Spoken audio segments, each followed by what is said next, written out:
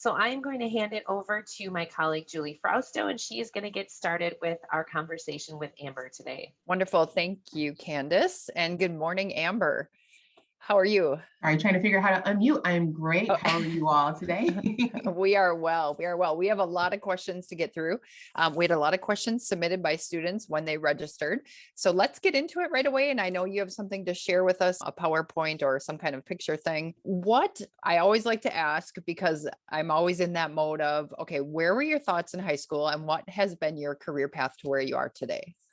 Yes. So high school, I would say prior to high school, I already knew that I wanted to work in the healthcare profession. I've always wanted to deliver babies. So that was like my really big overall dream since I was a really young age. But then the older I got, the more intimidated I got by it, right? And I was just like, oh my gosh, that's so much responsibility and I'm scared and all those things. So I was just like, well, why don't I start with nursing, right? And just kind of see, how I fare in that. So when I got into high school, I just made sure to take a lot of science classes and try my hardest to do well in them. So biology courses, anatomy and physiology courses, obviously are really important to the nursing profession because it's all about the body and how it works and all that kind of stuff. So I tried to make sure that I was really engaged in those classes, of course, all of my classes, but really those courses, as well as like English, because I know college has you write a lot of papers and, that kind of stuff. And then I just set my sights on trying to, get into a nursing program so keeping a good high GPA, those kinds of things.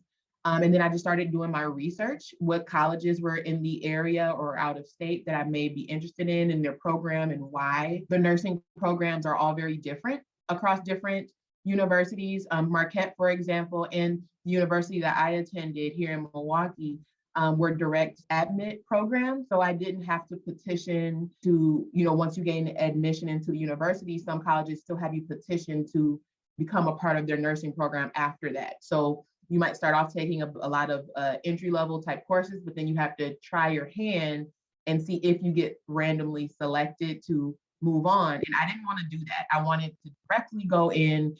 So Marquette, as well as Cardinal Stritch University, which is where I attended, had that. So I was able to, that was more so what I was looking for in a university. And I, attended, like I said, Cardinal Stritch. I did my associate's degree in nursing first. And I'll definitely explain a little bit more about that first if anyone has any questions. It's more of like a 2-year degree where you take all of the hardcore nursing classes and then you can sit for your state boards. And then I went back and finished my bachelor's degree after completing that. So in high school, that's kind of where my thought process was. But now at Marquette, I am an employee, which I'll explain a little bit more about what I do there. But I'm also a current master's student in midwifery. So to be a midwife means to deliver babies. So I eventually made my way right back around to what I initially always wanted to do, but I decided I didn't want to be scared anymore and I just wanted to go for it. So that's where I am now. Wow. Oh my gosh. I took so many notes just in that little segment. Okay. The first thing that you said that popped out at me was you were scared, right? Yeah. So I love that you share that because I think so many times we think when we're younger, we think of things that we want to be or we want to try. And we think, we think about what scares us or holds us back. And then you talked about all the classes that you took, right? And preparing yourself. Do you think that's the ticket to getting over that fear? Yeah, I would say the ticket to getting over the fear is just to do it. I mean, there is no better way to get over something and then just to throw yourself in it, right? I wasn't going to be any less afraid by not doing it. And so once I think nursing allowed me to get comfortable just in the healthcare world and talking to patients and under, the content, do I really feel like I'm smart enough, right? Because, even though I did well in high school, things like that, there was this, what they call imposter syndrome of, I can't do that. I'm not smart enough to do that. I'll never be able to do that, right? So once I was able to complete the nursing program and pass my boards, I was like, okay, well, maybe I can do something. Maybe I'm not, maybe I'm smarter than I think. Maybe not smart enough to deliver a baby, but we'll try, right? So I at least gave myself a minimal amount of confidence to try. And I think that is where we all can struggle sometimes. It's just we're too scared to even start. And I just encourage everyone, if there's really a dream that you have, just start. That's the hardest step, is just starting. And I think the rest of it just kind of will fall into place as long as you're willing to work hard. Yeah. So, oh my gosh, so many great words there. I love it. Imposter syndrome and being smart enough. I think that's something we deal with all of our lives, right? Now you said it about going back for your master's and questioning that. I love that. Okay. So in all of that, did you find a mentor or did you find anybody to help you or did you job shadow? How'd you get going? Yeah, so I ended up when I was in my associate program, and again, I'm an open book, so I'm not afraid to share my failures and successes, right? So I failed one of my freshman college course in the nursing programs, not by much, like by 0.5%. At my university, you had to have an 84% to pass your courses. So I failed with like an 83.4 or something crazy like Oh that, my right? gosh. So I ended up being behind a year.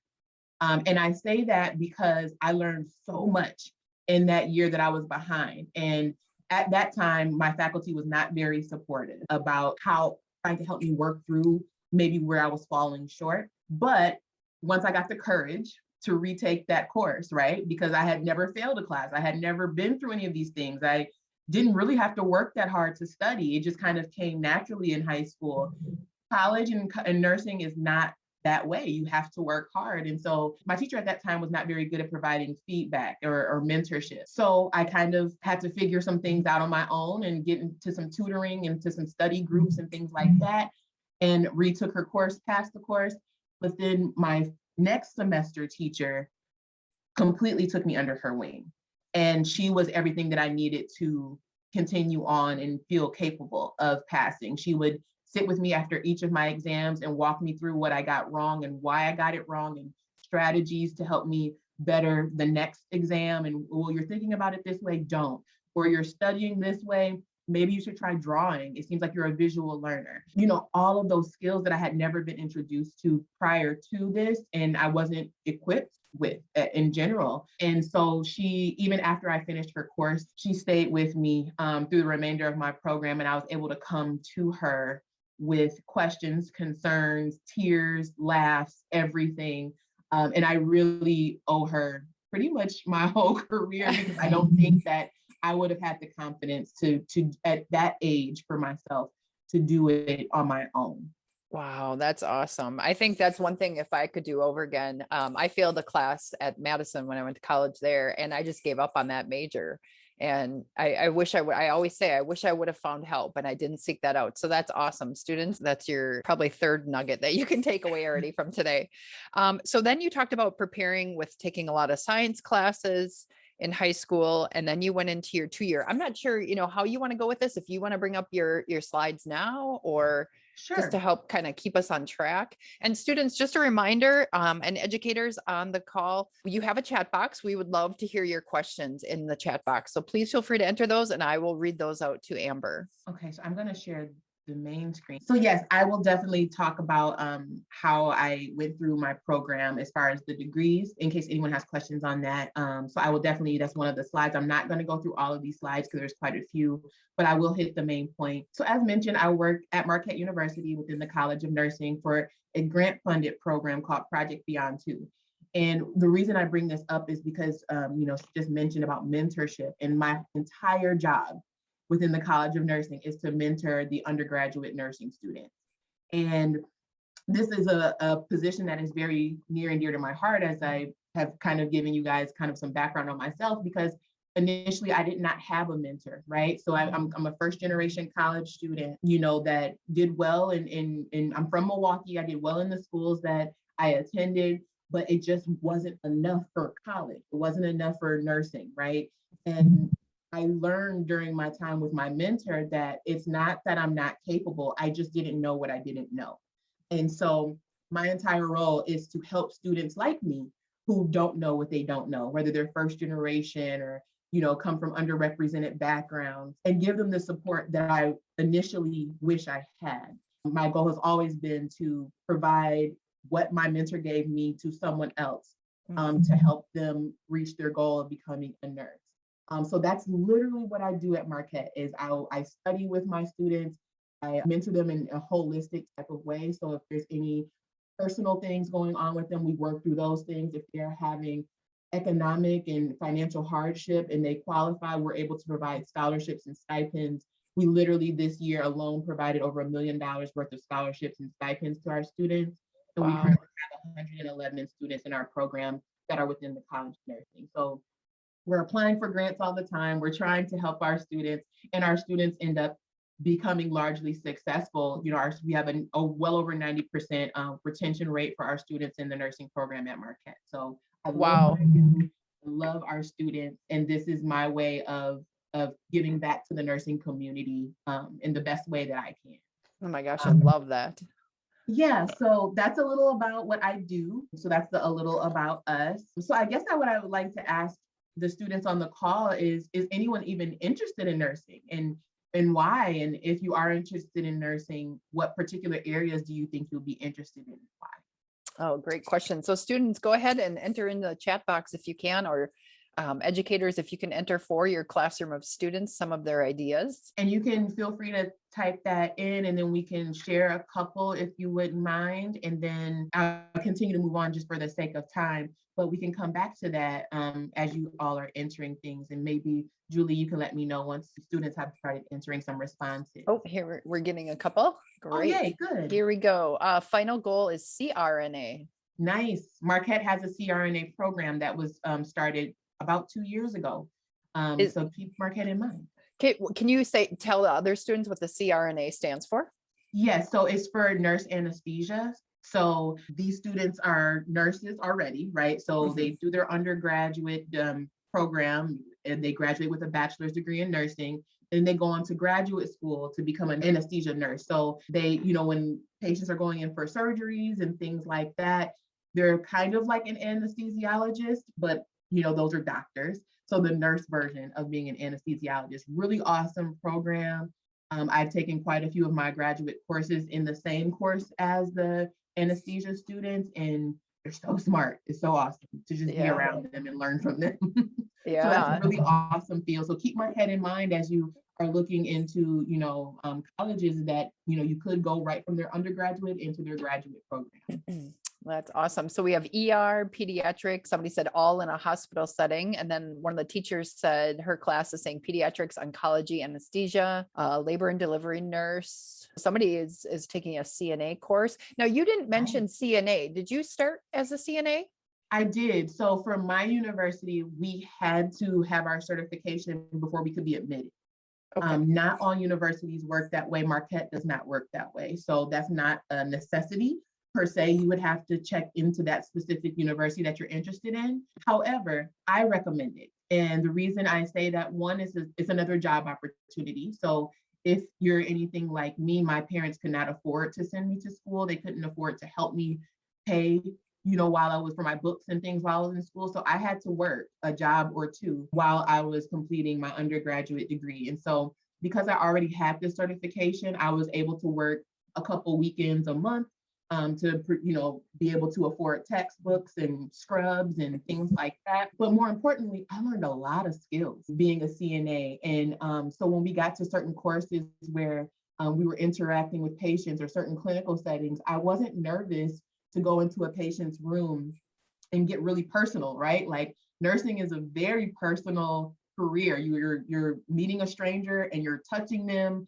and you're asking them very personal questions, things that they may be embarrassed to share, or you might be doing skills that you may be a little nervous about doing. So I kind of went into those settings a little nervous, but likely not as nervous as I would have been had I not already been working and caring for patients in a very intimate way. So you learn so many skills. You get to watch all of the nurses do what they do, and you pick up on so many things skill-wise on how to do some of the things that they're doing. And what I would encourage you all to do is, if you decide to take your CNA courses, and once you start to get comfortable with your team, talk to those nurses, ask, can you help them? Ask, can you watch them?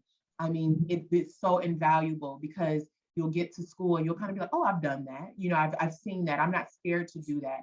And that really the nursing program is about just kind of jumping over some of those fears. And if you could introduce yourselves to that early, it's really beneficial. Yeah, that's great advice. And the great thing about the CNA program is they can take the class now as a 15-year-old, and then once they turn 16, take the test and start working right away.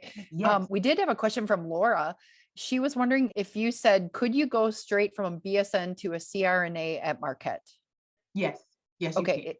Is there a need to do additional clinical hours between the two programs? No, it is all built in for you. So a lot of times what they will ask, if I can recall, because I'm obviously not in that program, but I think they want you to have some ICU experience, so intensive care unit experience and from the hospitals. So once you graduate with your undergraduate degree from Marquette or whatever other university, it would be ideal for you to have experience in an ICU because that is traditionally where you'll be working, once you finish school, and they want you to just have some background on how those patients work, the kind of thinking you'll have to do with those kind of intense patients. Again, not always mandatory. So I would say just, double check, the requirements for the program at that time. But ideally, they would like for you to have some ICU experience. For me, being in my midwifery program, they would like for me to have labor and delivery experience. Guess who's never worked in labor and delivery? This one. So I have to do some extra things during my program. This summer I'll be doing a lot of labor and delivery nursing clinical experiences, but it wasn't mandatory for my program for admittance.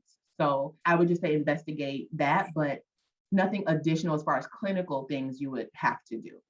Okay, perfect. So we got some ideas of what they're kind of interested in. Do you have more questions or do you want to go forward on your No, slide? that's good. Just picking their brains. And we'll talk Okay. about, some of those other, things that nurses can do. So nursing in Wisconsin is not very diverse. And one of my roles as well in the program is to help diversify the workforce to better mirror our population that we're caring for. Studies have shown that, when the team taking care of a patient better mirrors that team, there are better outcomes. And so all of us bring different life experiences into our careers. And so it's important, and we bring different thoughts and ideas, and all of that is important to the care of a patient, to connecting with the patient. So I just wanted to touch on that as well. One of our goals is to help diversify nursing. Yeah, I just want to throw something in. I think the biggest thing we get from the nurses of all backgrounds is that, yes, we have those differences, but your heart is what connects you. I mean, the amazing love and caring and support that nurses have for helping people is just seen. It's just so heartwarming. I just wanted to point that out. If you like taking care of people and you just have a heart for people, I just think this is such a great career. Yes, and that's literally on this slide. Nursing is a healing art. It requires a caring and loving spirit. You have to be caring. You have to have the capacity to make sound judgments, right? We have to know our science. We have to know what's going on and why it may be going on.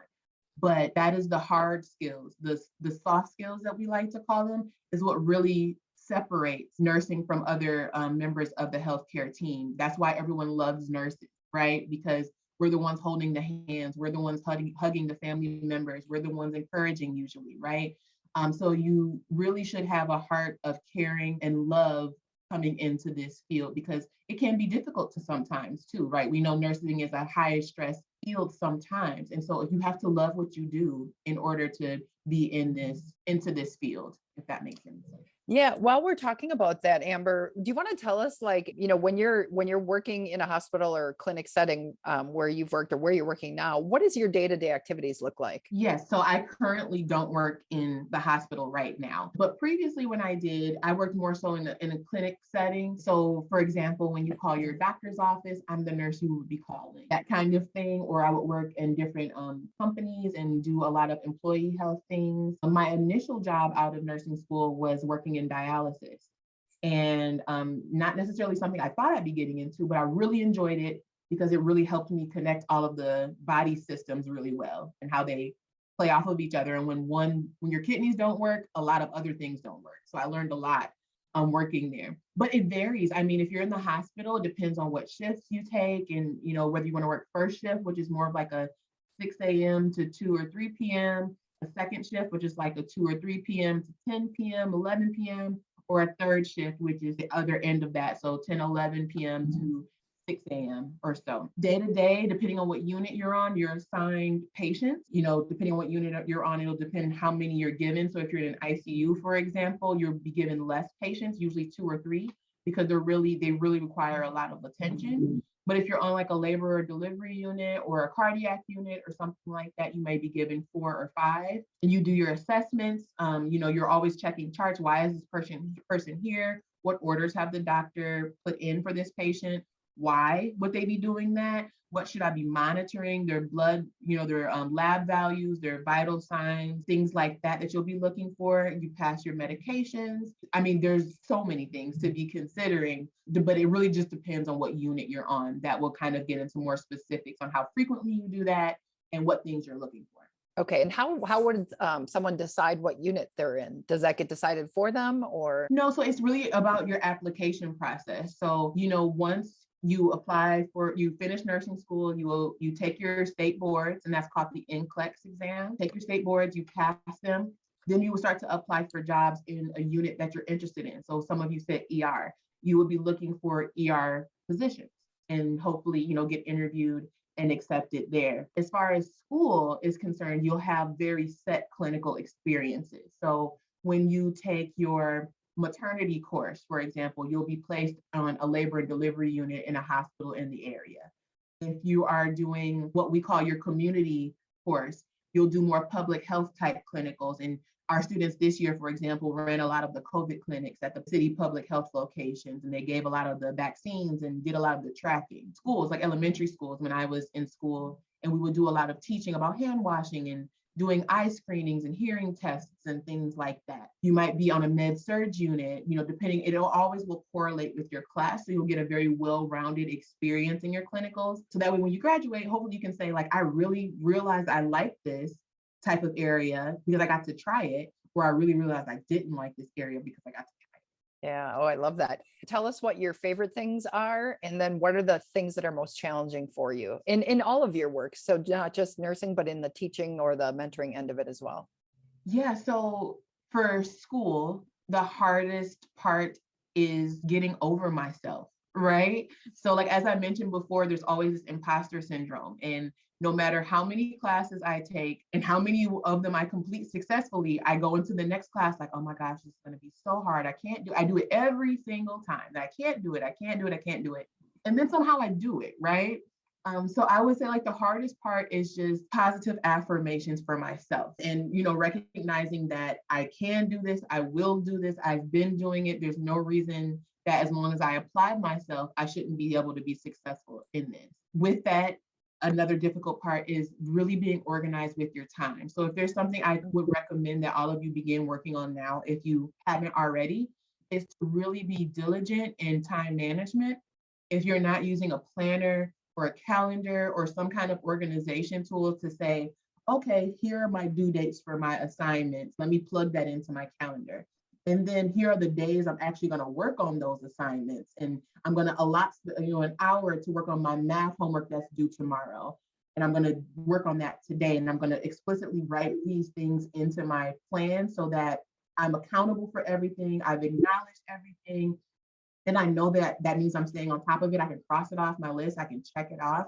That is something I would really advise starting now. It's a great life skill in general, regardless of what program or anything you go into as an adult, you're going to forget a lot of things. So being comfortable writing things down is going to be huge. So that was my other barrier to overcome, is I wasn't very good at that. I thought I could just remember it all. I cannot remember it all. So writing it down is pretty important. For my job, I would say the same thing, right? Staying on top of it and really encouraging my students, as I hope to encourage you all today, that you are capable. You are capable of literally anything you put your mind to.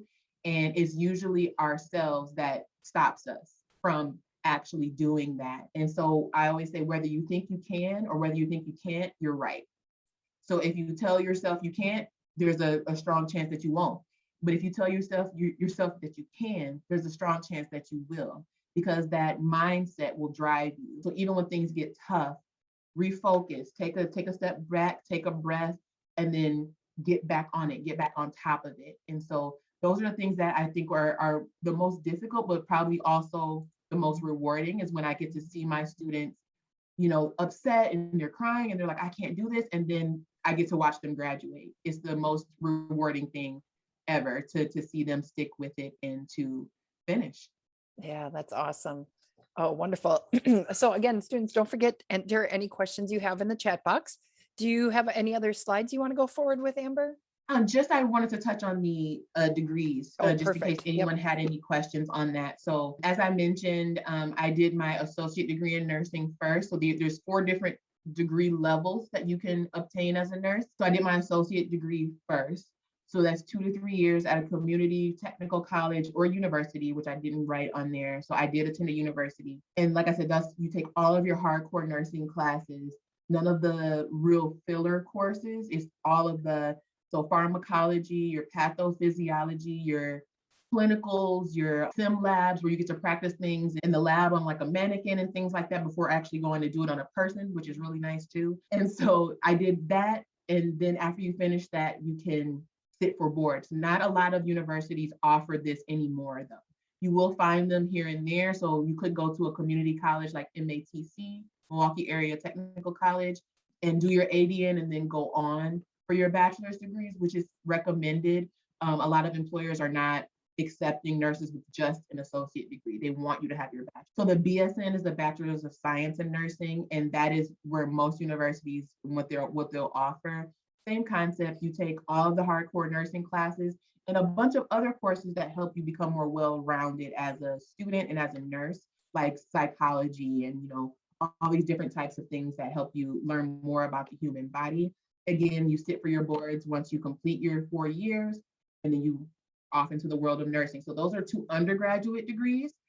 After that, you see the next 2, and those are graduate degrees. So your Master's of Science in Nursing, which is your MSN, Nurse Practitioner, which is the NP, and your Clinical Nurse Specialist, which is your CNS. Those are all master level degrees. So I'm currently in my MSN with a special emphasis on midwifery. And then you can go on for a terminal degree, which is your PhD or your DNP. So your Doctorate of Philosophy in Nursing or your Doctorate in Nursing Practice. Your PhD is really research-based. So if you would like to teach at a university one day, if you enjoy researching and finding new information, conducting your own studies and things, that is the degree for you. Can't get any higher than a PhD or a DNP. And then the DNP, for those of you that enjoy practice a lot, you take the research that the PhD faculty provide, and then you try it, right? And on your patients and in your clinical settings and, in your jobs, and you see how the results shake out based on the research. And then you provide that information to help grow the research in healthcare, which is more my lane. So when I finish my master's, I hope to complete my doctorate in nursing practice, my DNP, so I can help better women's healthcare in the future with new information. I love that you have that goal out there, right? Yes. That's awesome. So just looking at, I know sometimes we get questions, students are interested in becoming a physician. Mm-hmm. And yet now we're getting some things like nurse practitioner or PA that are, I don't want to say similar to a doctor, right? Because they are, but they're not. Can you explain the difference? Yeah. So to be a PA or a physician, you don't need to go through nursing school. Those totally different tracks. There are very similar tracks between those 2, but different track than being a nurse practitioner. So for PA school, you would literally apply to a physician assistant program. And to be a medical MD, a physician, you would apply to a medical school as well. You still have to, for both of those programs, I believe, get a bachelor's in some type of science, that would lead you into the graduate levels of actually completing your physician degree or your PA degree. I believe for a PA, whatever that version is in the science type colleges, it's a master's level that you'd be obtaining. And to be an actual physician, it's obviously a doctorate level that you'd be obtaining. So you'd be in school longer to be a doctor in comparison to be a physician assistant. For nurse practitioners, again, you would be starting off as a nurse. So you would complete your BSN, and then you would go on to your master's program. So before I actually started in the midwifery program, I actually was in nurse practitioner school for pediatrics, and then decided to switch my course once I realized I didn't want to be afraid anymore, right? I started off in the NP program. Those courses are pretty much the same as, midwifery and clinical nurse specialist until you get to your last year and a half or so. And then you start to kind of divide into more intentional tracks for what your specialty is. So nurse practitioner, you have to be a nurse first, and you go on for your master's degree.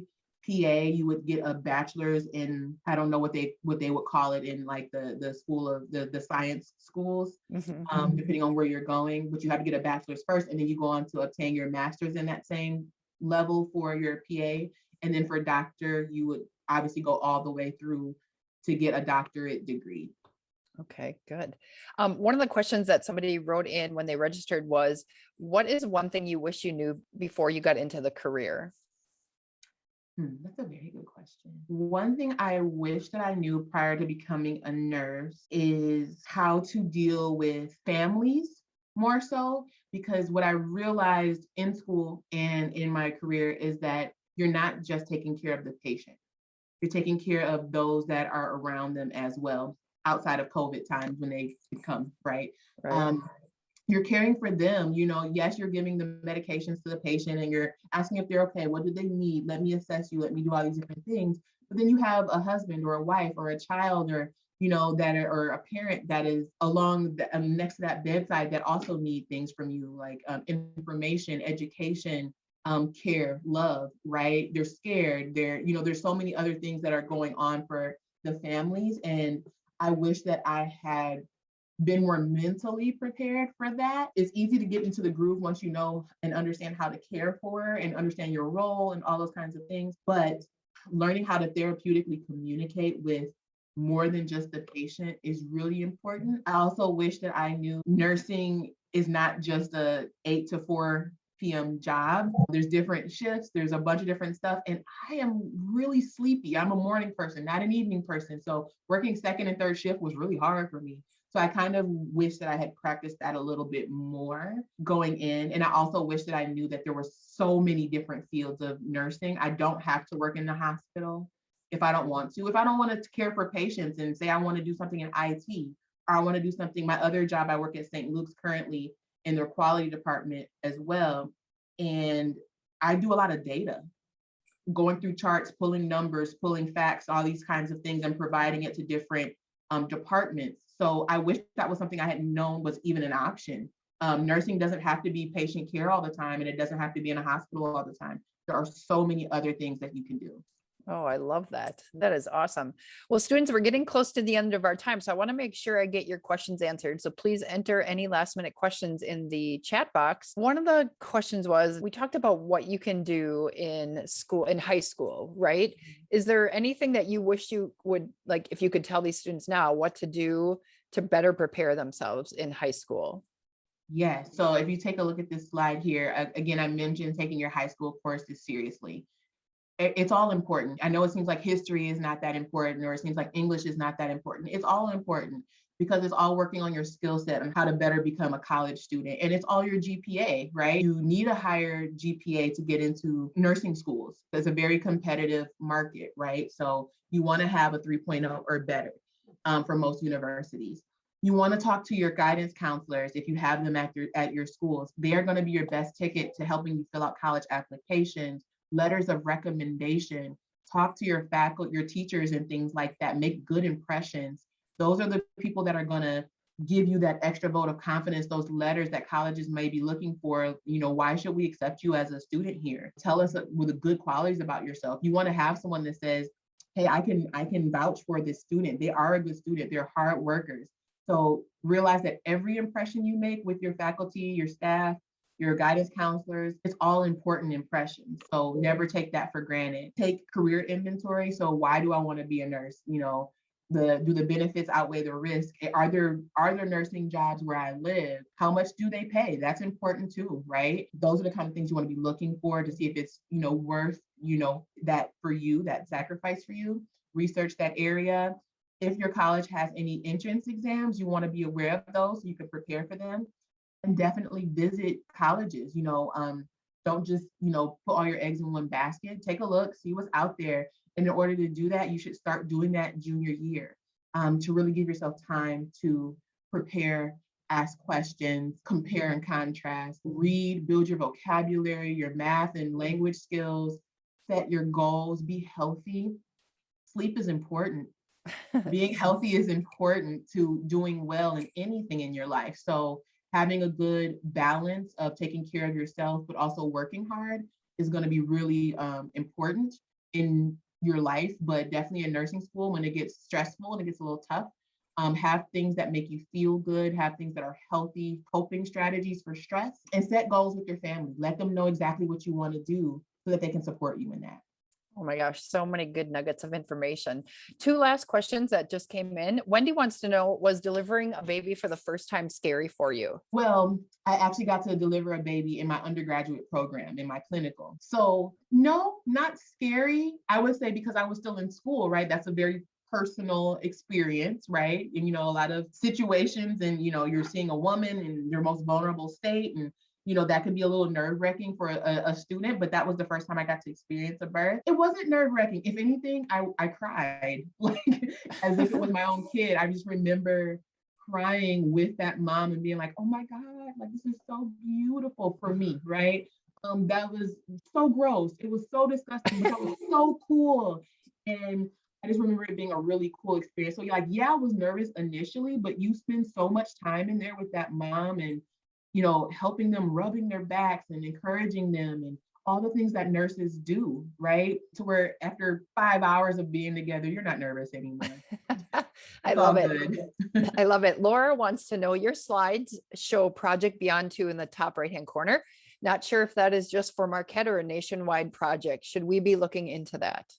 It is just for Marquette, unfortunately, at this time. I hope a lot of universities may have projects similar to Project Beyond. So that is, as you're going and looking at different universities, that is something you would want to ask is, what kind of supports do you have for students in this program? Are there any mentorship programs or, things that could help us with study skills and things like that? That Project Beyond 2 is specific to Marquette, but there's a good chance that some other universities have their own initiatives and efforts to do very similar things. So that was something I would definitely be looking for as you start to look for colleges. Okay, wonderful. Amber, any last thoughts or advice for these young people? I would just say whatever your goals are, whether it be nursing or not, like I'm going to always vouch for nursing, but whether it be nursing or not, if you're willing to work hard and make yourself accountable, be accountable, you can literally do anything. A failure doesn't mean that it's over. If I had stopped at that moment, I never would have been able to actually try for my dreams when I failed that class or like whatever, right? When it got hard, because it's going to get hard. Don't give up on yourself. Don't give up on your dreams. There's ways around it. Ask for help, ask for support with your friends, your faculty, your family. Communication is huge. I would just say, just don't give up, strive for it, research it, and do it. That's awesome. Great advice. Oh my gosh. Like I said, I have so many notes that I want to go back and re-put into my head. Thank you so much for sharing all of this, Amber. And if students have questions beyond this, whether it be about the program at Marquette or nursing in general, how would they get in touch with you? Can we share your email or? Yeah, I'm actually putting it in the chat right now. Okay. So my email address will be in the chat. If you find that you're interested in nursing at Marquette, please let me know. I can always connect you with the appropriate people, try to, get you a tour if that's something you're interested in. If you have general questions about nursing, I'm fine with answering that too. Nursing is a family. We support each other regardless of where you go. I don't care. I just want you to achieve your dreams. So if you have questions, please don't hesitate to shoot me an email. Awesome. So thank you for sharing that email. And we did get a comment in there. Nurses are the superheroes to delivering babies. It's Nurses Day. It's Nurses Day today. So is it really today? Yes. Oh, thank you. Oh, that's wonderful. What a great way to share the career of nursing. Well, students, again, thank you for joining us. Educators, thank you for bringing your classes on. And Amber, thank you so much for sharing your passion with us and just your inspiration, just the whole thing about, like I said, supporting and motivating others and not feeling like you're smart enough, but getting over that, right? I just love that. So thank you so much. No, thank you all for having me. I wish you all the best. Good luck with everything. Stay safe. Awesome. Thank you.